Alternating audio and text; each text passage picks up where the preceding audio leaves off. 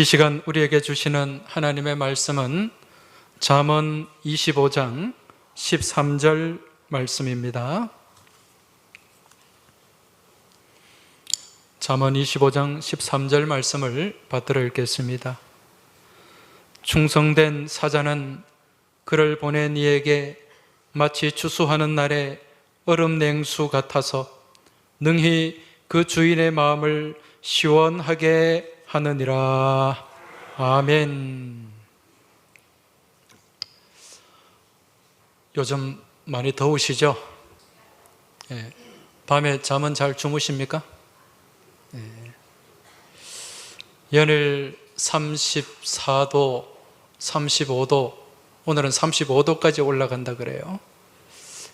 이 폭염이 이어지고 있고, 대구는 37도, 강릉은 38도입니다. 이런 무더위 가운데 오늘 이 예배 자리에 나오신, 이 자리에 함께 하신 분들 정말 대단한 분들입니다. 옆에 계신 분들에게 좀 격려해 주시기 바랍니다. 당신은 대단합니다. 당신은 대단한 사람입니다. 할렐루야. 오늘 날도 많이 덥고 하니까 제가 시원한 퀴즈를 하나 내겠습니다. 한번 맞춰보시기 바랍니다. 이 세상에서 가장 차가운 바다, 가장 차가운 바다는 어느 바다일까요? 북극해? 남극해? 정답은 썰렁해입니다. 좀 썰렁하죠? 가장 뜨거운 바다는 무슨 바다일까요? 일부 예배 때는 맞추던데. 가장 뜨거운 바다는 열바다입니다. 이 무더운 날씨에 열받지 마시고 하나님 안에서 시원한 그러한 복된 심령, 복된 삶이 되시길 주의 이름으로 축원합니다. 여러분, 사람이 이렇게 무더울 때 진짜 시원함을 느낄 때는 언제입니까? 이렇게 에어컨을 틀어놓고 시원한 얼음이 들어간 수박 화채를 먹을 때, 아니면 시원한 냉면을 먹을 때 언제 시원할까요? 우리가 뭔가를 먹어서 몸이 시원한 것보다 진짜 시원한 것은 우리의 무엇이 시원해야 됩니까? 마음이 시원해야 되죠. 속이 시원해야 됩니다. 술을 좋아하시는 분들은 저녁에 술을 드시고 아침에 해장을 하는데 그 해장국 국물을 이렇게 쫙 먹으면서 뭐라고 얘기합니까? 시원하다. 이 자리에 한 7분은 해장을 해보신 것 같아요. 목욕탕에 들어가서 그 뜨거운 물에 들어가서 우리 한국 사람들은 뭐라 그럽니까? 시원하다. 무엇이 시원하다는 겁니까? 마음이 시원하다는 거죠. 우리가 뜨거운 곳에서도 시원함을 느끼는 것은 마음이 시원한 것이고, 또 이처럼 마음이 시원해야 진짜 시원함을 느끼게 된다는 것입니다. 그럼 사람이 살면서 막 답답하고 열받는 일은 주로 무엇 때문에 일어납니까? 무엇 때문에 막 사람들이 열받죠? 누구 때문에? 사람 때문에. 사람 때문에 주로 열받는 일들이 많아요. 그렇지 않습니까? 사람 때문에 스트레스 받고, 사람 때문에 마음 상하고. 자, 그렇다면 이 시간에 한번 점검을 해보시기 바랍니다. 나는 어떤 사람인가? 나는 곁에 가기만 해도 사람을 좀 시원하게 해주는 사람인가? 아니면 곁에 있기만 해도 속 시끄럽고 속 답답하고 열받게 하는 사람인가? 어느 쪽에 해당되는가? 아마 스스로 생각할 때는 나는 시원하게 하는 사람이다, 그렇게 다 생각할지 모르는데 냉정하게 한번 돌아보시기 바랍니다. 나는 시원케 하는 사람인가, 열받게 하는 사람인가? 여러분, 오늘 우리가 읽은 말씀 다시 한번 읽어보겠습니다. 오늘 25장 13절 같이 한번 읽어보겠습니다. 시작. 충성된 사자는 그를 보낸 이에게 마치 추수하는 날에 얼음 냉수 같아서 능히 그 주인의 마음을 시원하게 하느니라. 할렐루야. 언젠가 이 말씀을 두고 어느 교우께서 이런 말씀을 하시더라고요. 아니, 목사님, 그 중동의 그 뜨거운 지방에 얼음 냉수가 있습니까? 갑자기 이런 질문을 하는 거예요. 당황스럽더라고요. 그래서 제가 한번 있는지 없는지 조사해 볼게요. 그랬어요. 여러분이 이스라엘에 가면 날씨가 굉장히 덥죠, 그죠? 예, 굉장히 무덥습니다.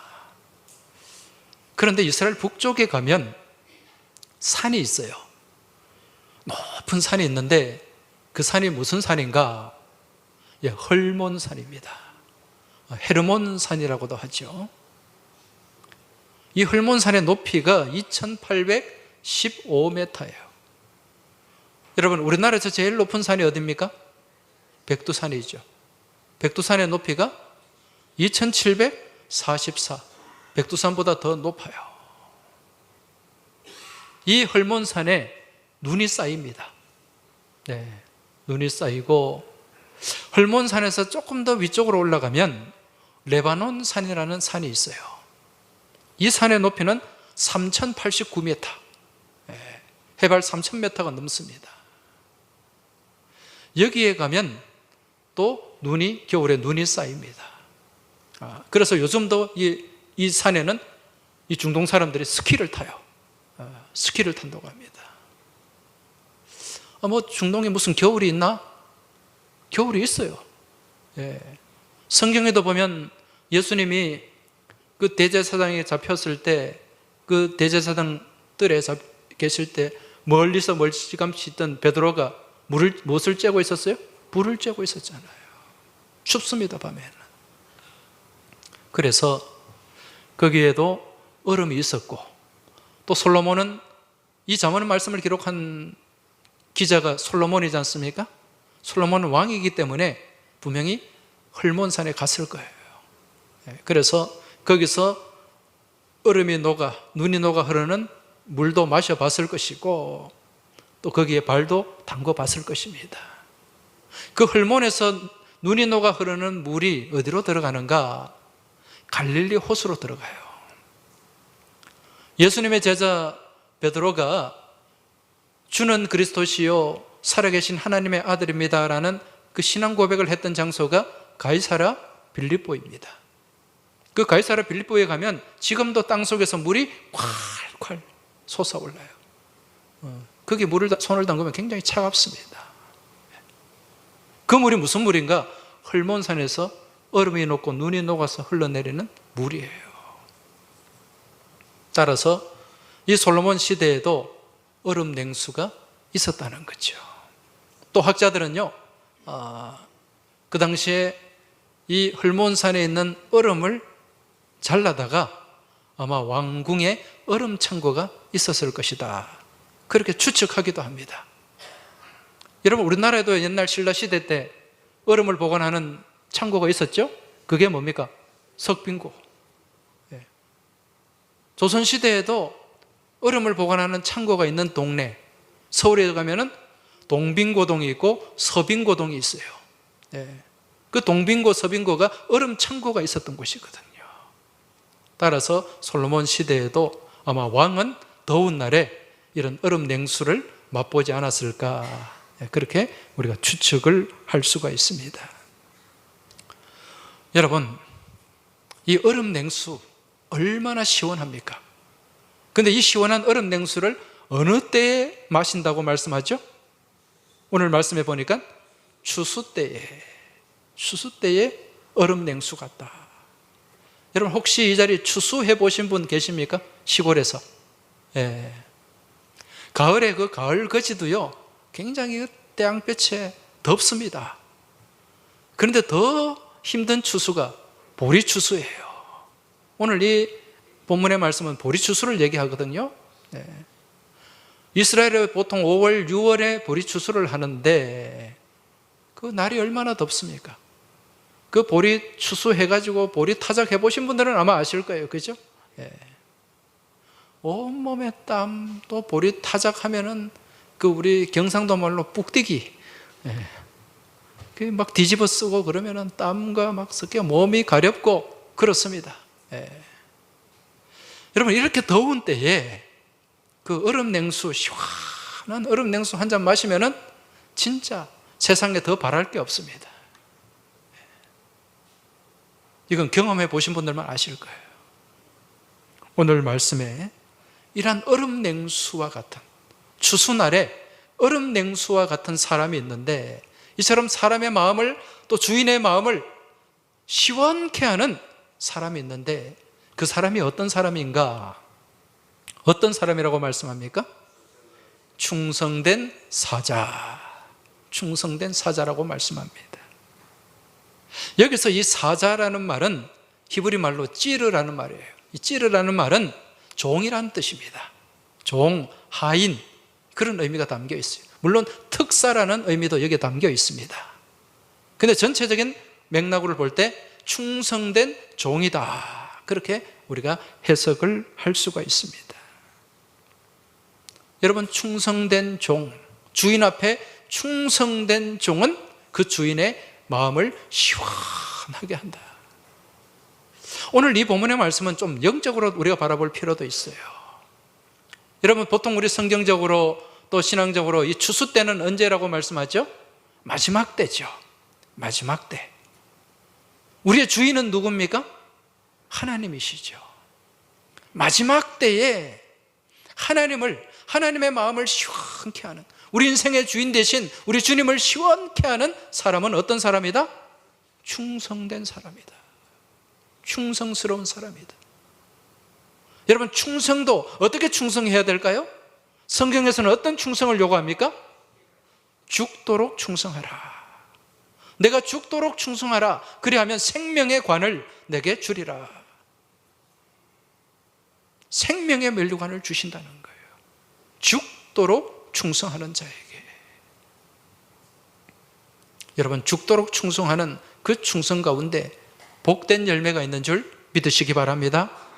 하나님의 마음, 우리 주인된 하나님의 마음을 시원케 하게 되는 줄 믿으시기 바랍니다. 여러분 혹시 빈사의 사자상이라는 조각을 보신 적이 있습니까? 빈사의 사자상. 이 빈사는 거의 죽게 된 상태를 얘기합니다. 거의 죽게 된 사자, 그 사자가 누워있는 형상을 담은 조각품이 있어요.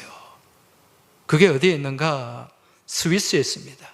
스위스의 루체른이라는 곳에 가면 그 조각상이 만들어져 있습니다. 사진을 한번 보시기 바랍니다. 아마 보신 분도 계실 텐데 저게 바위 벽이에요. 바위를 저렇게 뚫어 가지고 저기에 사자를 조각을 했는데 저 누워있는 사자가 거의 죽어가는, 화살을 맞고 칼을 맞고 그렇게 죽어가는 사자의 모습입니다. 저 작품은 덴마크의 조각가인 토르발센이라는 조각가가 만든 작품인데 저 작품에는 깊은 역사적인 스토리가 담겨 있어요. 무슨 얘기인가? 1789년에 프랑스에 혁명이 일어나게 됩니다. 시민혁명이 일어났어요. 소위 말하는 프랑스 혁명입니다. 이때 왕이 프랑스의 루이 16세였어요. 이 당시에 프랑스 왕궁을 지키는 군인들, 그 호위병들은 거의 대부분이 다 외국의 용병들이었습니다. 돈을 받고 거기 와서 군 복무를 하면서 이 궁궐을 지켜주는 거죠. 근데 1789년에 프랑스 혁명이 일어났고 시민들이 봉기를 하게 됩니다. 이 성난 군중들이 그 궁궐을 겹겹이 에워쌌어요. 그때 그 궁궐을 지키던 용병들 대부분이 도망을 쳤습니다. 도망을 갔어요. 그런데 끝까지 도망을 가지 않고 남아있는 용병이 있었습니다. 그 용병이 어디의 용병인가? 스위스의 용병들이었습니다. 여러분, 스위스는요 1700년대 유럽에서 가장 가난한 나라였습니다. 못 사는 나라였어요. 그럴 수밖에 없죠. 여러분, 스위스의 다 대부분의 땅이 뭡니까? 산이잖아요. 그 높은 알프스 산맥입니다. 요즘은 관광지로 유명해졌지만 1700년대 무슨 관광 산업이 있었겠어요? 거기를 개간해가지고 그렇게 농사 지어서 살려고, 땅이 있어야 뭐 농사를 짓지. 그러니까 대부분의 건강한 남자들은 어디로 갔는가? 외국에 용병으로 나갔어요. 그 용병 생활을 하면서 거기서 돈을 벌어가지고 고국으로 보내고 또 가족들의 생계를 이어가게 된 것입니다. 프랑스 왕궁에도 이런 스위스 용병이 한 1000명가량이 있었어요. 혁명이 일어나니까 다른 외국의 용병들은 다 도망을 갔습니다. 그런데 이 스위스 용병들은 도망가지 않았어요. 이때 루이 16세가 이렇게 얘기를 합니다. 지금 이 싸움은 그대들과는 상관이 없다. 너희들도 너희 나라로 돌아가라. 그렇게 명령을 했습니다. 이 스위스 용병들에게. 걔네 여기서 억울하게 죽지 말고 돌아가라 그랬어요.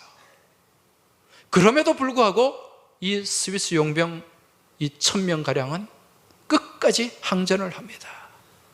왕을 지키기 위해서. 그리고 그 싸움에서 대부분이 다 죽었어요. 한 200명가량 살았나? 거의 다 목숨을 잃었습니다. 아까 보여드린 그 빈사의 사자상은 그때 그 싸움에서 그 왕을 지켜내려고 하다가 죽어간 그 스위스 용병들을 담아놓은 모습입니다. 그리고 다시 한번 그림을 보여주시기 바랍니다. 저 사자 밑에 글씨들이 있어요. 그 글씨는 그때 죽어갔던 그 용병들 이름이 거기에 기록이 되어 있습니다. 이후에 이 스위스 용병의 충성심, 이 충성심이 전 세계로 주변의 유럽 많은 나라들에게 알려지게 되었어요. 인정을 받게 되었다는 거죠. 아, 스위스 사람들은 충성된 사람들이다. 신뢰할 수 있는 사람들이다. 여러분, 지금도 바티칸 제국, 바티칸 시국이죠. 로마 교황청. 거기에 교황청을 호위하는 그 모자 큰 그 병사들이 있지 않습니까? 그 병사들이 다 어디서 온 병사들인지 아세요? 스위스에서 온 사람들이에요. 스위스 용병들입니다. 스위스는 당시에 유럽에서 가장 못 살고 가난한 나라였는데, 여러분, 지금은 스위스가 어떻습니까? 세계에서 가장 잘 사는 나라예요. 세계에서 GDP, 1인당 GDP 순위가 1등이 룩셈부르크, 2위가 아일랜드, 영국 옆에 아일랜드, 3위가 스위스예요. 9만 불이 넘어요. 9만 4천 불. 이런 충성과 신뢰를 기반으로 스위스는 전 세계 사람들이 돈을 맡기는 나라가 됐어요.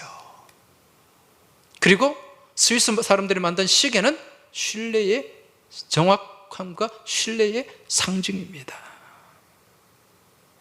당시에 이 용병들이 왜 왕이 가라고 했는데도 도망가지 않았는가? 이유가 있어요.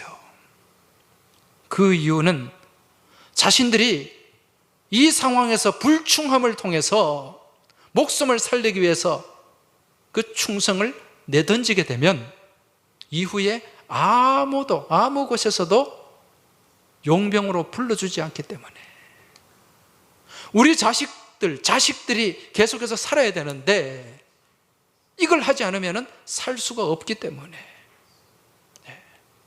그래서 그 자리에서 최후 항전을 하고 끝까지 목숨 바쳐서 충성을 했다는 것입니다.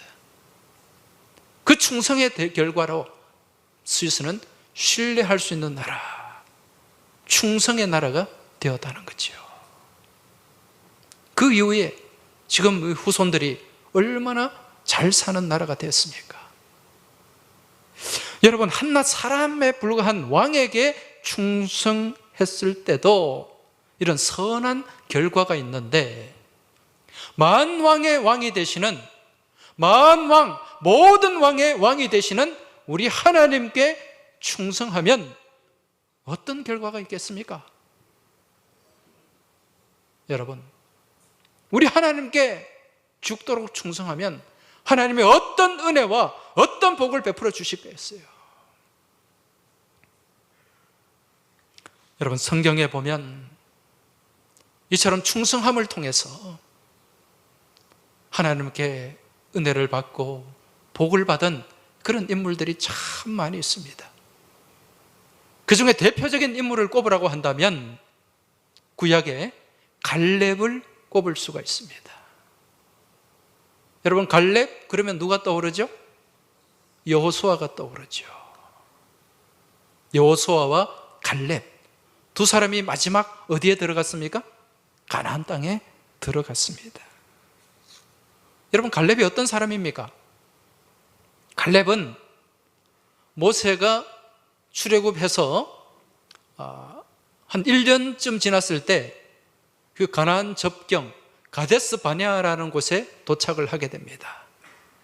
거기서 이제 가나안 땅을 정탐하기 위해서 정탐꾼을 뽑게 돼요. 모두 몇 사람을 뽑았습니까? 12사람. 각 지파별로 대표 한 명씩을 뽑아서 12명의 정탐꾼을 가나안 땅에 들어가게 했습니다. 40일 동안 땅을 탐지하게 했습니다. 정탐을 하게 했어요. 그리고 40일 뒤에 이들이 다 돌아와가지고 이제 모세와 그 백성들에게 보고를 하게 됩니다. 이때 보고를 했을 때 이 보고가 어땠습니까? 12명이 똑같은 보고를 했습니까? 아니죠. 어떻게 나뉘어졌어요? 10대 2로 나뉘어지게 됩니다. 이 다수의 10명의 정탐꾼들은 거기에 가보니까 그 땅은 사람들을 삼키는 땅이더라. 그리고 그 땅에 사는 백성들은 키가 장대하고 이 아낙 자손, 거인족이더라. 우리가 도저히 그들을 당해낼 수가 없겠더라. 우리는 그들 앞에 서면 무엇과 같다? 메뚜기와 같다. 여러분, 메뚜기 한번 생각해 보세요. 그 메뚜기 그 다리 조금만 힘줘서 잡으면 다리가 분질러집니다. 그런 약한 메뚜기와도 같더라. 그러니까 이 보고를 들으니까 이 얘기를 들은 백성들이요, 울고 불고 난리가 났습니다. 우리 다 죽이려고 여기까지 데리고 왔나. 막 원성이 자자할 때 그때 두 사람이 옷을 찢으면서 보고를 했어요. 이 두 사람이 누굽니까? 여호수아와 갈렙이에요. 아니다. 우리가 본 땅은 실로 아름다운 땅이더라. 그 땅은 하나님께서 약속하신 땅이 맞더라. 젖과 꿀이 흐르는 땅이요, 그곳은 하나님이 우리와 함께 하시면 우리가 능히 정복할 수 있다. 하나님이 함께 하시고 동행하시고 역사하시면 그들은 우리의 무엇이다? 밥이다. 우리의 먹이다. 이런 믿음의 보고를 했던 사람이 바로 여호수아와 갈렙이었어요. 여러분, 출애굽했던 사람들 많은 사람들이 나왔는데 대부분이 광야 생활 40년 동안 광야에서 죽었어요. 유일하게 출애굽 세대 중에 가나안 땅에 들어간 사람, 유일하게 들어간 사람이 누구였습니까? 여호수아와 갈렙이었어요. 믿음으로 들어간 거예요. 여러분, 본래 이 갈렙은 어떤 사람인가? 여러분, 성경에 보면 갈렙이 어느 지파의 대표로 나옵니까? 유다 지파의 대표로 나오죠. 근데 본래 이 갈렙의 신분은 유다 지파의 대표가 될 수 없는 사람이에요. 유다 지파도 아니에요. 아주 천박한 출신입니다. 여호수아 14장 6절에 보면은 이 갈렙을 두고 그니스 사람이다, 그렇게 얘기를 합니다. 그니스 사람, 여분네의 아들 갈렙. 그럼 이 그니스 사람은 어디 사람을 얘기하는 것일까? 성경을 찾아보면은요, 이 그니스는 야곱의 후손이 아니에요. 누구의 후손일까요? 에서의 후손입니다. 창세기 36장에 보면 에서의 족보가 나오는데 거기에 그니스, 그나스라는 이름이 등장하고 있습니다. 정통 이스라엘 사람이 아니라는 거예요. 여러분, 이스라엘 사람들은 정통 이스라엘 사람이 아니면 멸시하잖아요. 무시하잖아요. 그런데 어떻게 이 갈렙이, 정통 이스라엘 백성도 아닌 이 갈렙이 출애굽을 같이 하고 그렇게 유다 지파의 대표가 될 수 있었을까? 여러분, 이 모세 시대의 애굽, 이집트는 가장 강력한 제국이었습니다. 그래서 그 주변에 고대 근동의 많은 나라의 사람들이 포로로 잡혀와서 이집트에서 노예 생활을 했어요. 이스라엘 백성들만 노예 생활한 것이 아니라 다른 지역의 사람들도 노예로 많이 잡혀가 있었다는 거예요. 그런데 모세가 이스라엘 백성들을 이끌고 출애굽할 때 이스라엘 백성들만 나온 게 아니라 누구도 같이 나왔죠? 포로로 잡혀있던 다른 족속들, 중다한 잡족들이 같이 나왔다, 그렇게 말씀합니다. 그게 출애굽기 12장 38절에 나와요. 그때 같이 나왔던 중다한 족속들, 민족들, 그 잡족들 가운데 누가 포함되어 있었다? 갈렙이 포함되어 있었던 거지요. 그러면서 나중에 이 갈렙이 이스라엘에 기화를 하게 됩니다. 그럼 편입이 된 거예요. 그러면서 이제 유다 지파의 대표까지 된 것입니다. 여러분, 이 에서의 후손인 이 갈렙이 같이 이 이스라엘 공동체에 들어왔을 때 이스라엘 백성들이 이 갈렙을 뭐라고 불렀을까요? 이스라엘 백성들이 가장 싫어하는 동물, 짐승이 뭡니까? 개죠. 이 갈렙을 향해서 개라고 불렀어요. 개. 이름 갈렙, 히브리어로 칼레브. 칼레브가 개라는 뜻입니다. 개. 그 사람들이 너 개야, 똥개야, 그렇게 부르고 멸시받았던 사람이 갈렙인데, 어떻게 이 갈렙이, 이러한 갈렙이 유다 지파의 대표가 되고 여호수아 다음에 2인자 자리까지 올라갈 수 있었는가? 그 이유가 뭘까요? 그 이유를 설명해 주는 말씀이 여호수아 14장 7절 8절 말씀입니다. 말씀을 한번 보시기 바랍니다. 같이 한번 읽어보겠습니다. 시작. 내 나이 40세에 여호와의 종 모세가 가데스 바네아에서 나를 보내어 이 땅을 정탐하게 하였으므로 내가 성실한 마음으로 그에게 보고하였고, 나와 함께 올라갔던 내 형제들은 백성의 간담을 놓게 하였으나 나는 내 하나님 여호와께 충성하였으므로. 할렐루야. 여러분, 오늘 이 말씀, 이 두 절의 말씀의 핵심 단어가 뭡니까? 충성과 성실입니다. 내가 성실한 마음으로, 성실과 여호와께 충성하였으므로. 충성이에요. 이 성실과 충성이 갈렙을 대변하는 모습이라는 거죠. 일관되게 갈렙은 충성된 삶을 살았고, 그러한 충성된 모습을 통해서 하나님을 시원케 했고, 또 지도자 모세를 시원케 했고 백성들을 시원케 했다는 것입니다. 그래서 사람들로부터 멸시받고 천대받고 개 취급받았던 이 갈렙이 이스라엘의 2인자 자리까지 오를 수가 있었다는 거죠. 여러분, 이게 무엇입니까? 충성의 열매인 줄 믿으시기 바랍니다. 여러분, 충성하시기 바랍니다. 이 충성이라는 말 제가 가끔 설명을 드렸죠. 한자로 보면 충성, 충자가 무엇으로? 가운데 중자에 마음 심자죠. 심지가 곧은 거예요. 심지가 좌로나 우로나 치우치지 않는 믿음의 모습을 말합니다. 일관성 있는 믿음, 왔다 갔다 하는 것이 아니라 한결같은 믿음이에요. 이게 충성입니다.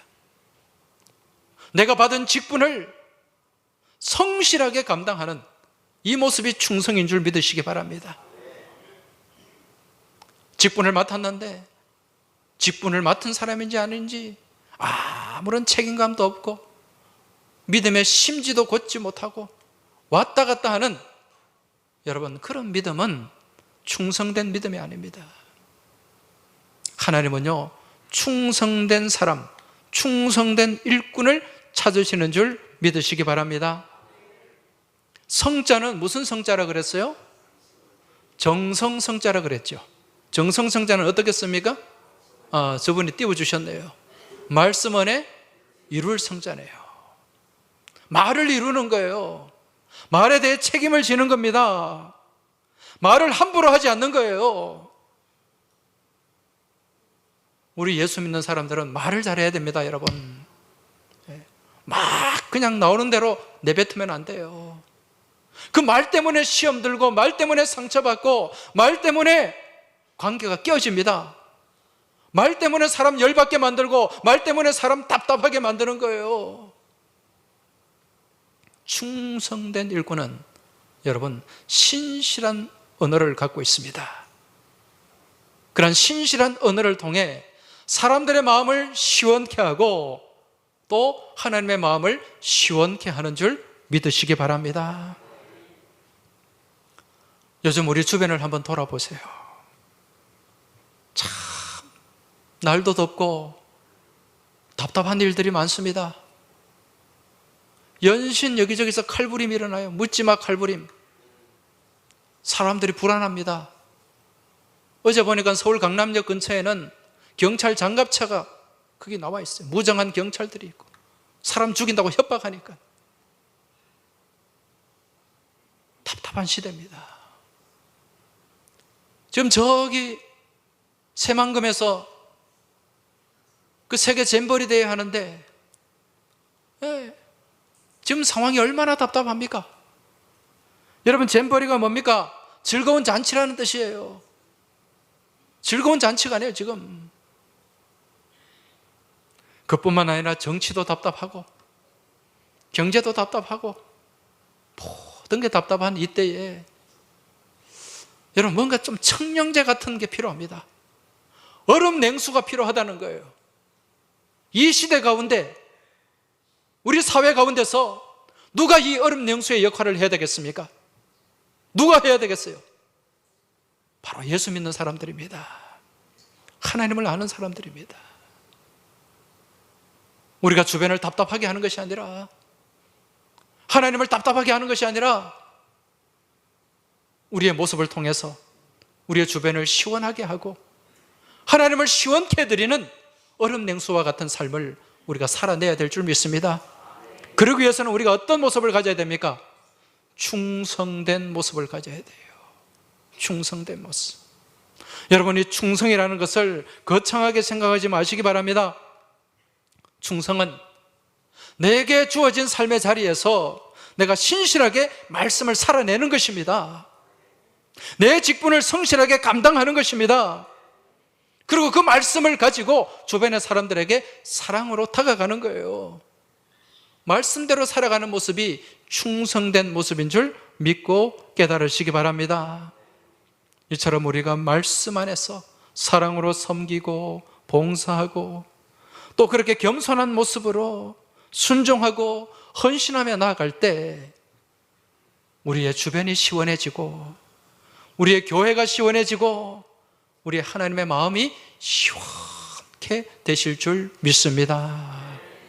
또 이렇게 우리가 말씀 안에서 충성된 모습으로 살아갈 때 여러분, 하나님 이 모습 기억하시고 우리 가운데 은혜 베풀어 주시고 또한 우리의 모습이 하늘에서 해같이 빛나게 될 줄 믿습니다. 여러분의 모습이, 여러분의 믿음이, 우리의 삶이 하나님을 답답하게 하는 것이 아니라, 사람을 답답하게 하는 것이 아니라 하나님을 시원케 하고 사람들을 시원케 하는 충성된 모습, 그 충성된 믿음으로 살아갈 때 우리의 모습이 하늘에서 해같이 빛나게 될 줄 믿습니다. 이제 이 시간 우리 같이 기도하겠습니다. 오늘 우리가 나누고 받은 이 말씀을 통해 우리의 삶의 모습을 한번 돌아보시기 바랍니다. 나는 과연 하나님과 사람들을 시원케 하는 삶을 살았는지, 아니면 지금까지 삶을 살아오면서 하나님의 마음을 답답하게 하고 사람들의 마음을 아프게 하고 답답하게 하지는 않았는지 한번 깊이 돌아보고 점검해 보시기 바랍니다. 이제 이후로 하나님 앞에, 말씀 앞에 겸손한 삶을 살아가고 충성된 삶을 살아가면서 시원케 하는 삶을 살아가길 결단하시기 바랍니다. 하나님의 마음, 교우들의 마음, 가족들의 마음, 이웃들의 마음을 답답하게 하는 것이 아니라, 아프게 하는 것이 아니라 시원케 하는 얼음 냉수와 같은, 청량제와 같은 삶을 살아갈 수 있길 간절히 소망하며 이 시간 하나님 앞에 같이 기도드리겠습니다. 기도하겠습니다. 살아서 역사하시는 아버지 하나님, 이 시간 하나님 말씀 앞에 저희들의 모습을 비추어 봅니다. 지나온 저희들의 삶의 모습이 내 주변을 아프게 하고 답답하게 하고 내 이웃과 형제들을 답답하게 하고 아프게 하며 우리 하나님의 마음을 답답하게 하지는 않았는지 저희들의 모습을 돌아보고 아버지 하나님 회개합니다. 아버지 하나님, 이제 말씀 앞에 서길 원합니다. 말씀을 붙잡길 원합니다. 이 말씀을 살아내길 원합니다. 하나님 말씀 앞에서 하나님과 사람을 답답하게 하는 것이 아니라 시원케 하는 삶을 살아갈 수 있기를 소망합니다.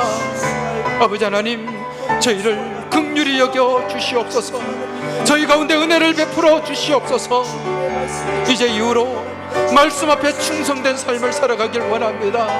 말씀 앞에 신실한 삶을 살아내길 원합니다. 하나님 앞에 충성된 종이 되길 원합니다. 겸손하게 순종하며 살아가길 원합니다. 그리하여 하나님 앞에 우리 하나님을 시원케 하며 주변을 시원케 하며 하늘에서 해같이 빛나는 삶을 살아가길 소망합니다. 하나님 아버지, 이 시간 저희들이 하나님 말씀 앞에 무릎을 꿇습니다. 말씀의 거울 앞에 저희들의 모습을 비추어 봅니다. 지나온 저희들의 삶의 모습이 하나님을 시원케 하고 우리 교우들을 시원케 하고 우리의 가족과 주변을 시원케 해야만 하는데 답답하게 하는 삶을 살지는 않았는지, 아픔을 주는 삶을 살지는 않았는지, 눈물 흘리게 하는 삶을 살지는 않았는지 이 시간 저희들의 모습 주님 앞에 내려놓고 회개합니다. 주님, 우리를 불쌍히 여겨 주옵소서. 긍휼히 여겨 주옵소서. 이제 말씀 앞에 다시 서길 원합니다. 말씀 붙잡고 나아가길 원합니다. 말씀 앞에 충성된 삶을 살아가길 원합니다. 말씀 앞에 신실해지길 원합니다. 주님, 저희가 충성된 종이 되게 하여 주옵소서. 말씀 앞에 충성된 사자가 되게 하여 주옵소서. 겸손한 종들이 되게 하여 주옵소서. 그리하여 우리 하나님을 시원케 하고, 우리 교회를 시원케 하고, 우리 주변을 시원케 하는 충성된 얼음 냉수와 같은 삶을 살아내는 저희 모두가 되게 하여 주시옵소서. 우리 주님 예수 그리스도 이름으로 간절히 기도하옵나이다. 아멘.